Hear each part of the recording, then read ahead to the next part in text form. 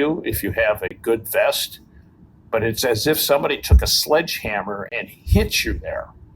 Next, the medical examiner removed Joe's clothing.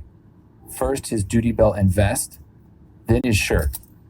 We're looking for the bullet that killed him. We can't find it. So we're documenting it, we're photographing it, we're measuring this, we're measuring that. His skin looked pale and green under the fluorescent glow of the overhead lamp.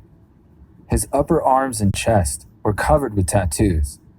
An angel with a machine gun stood next to a Latin prayer that ran the length of his torso. There was a bruise on his lower abdomen where the first bullet had hit him, the edges bleeding into the words of the prayer.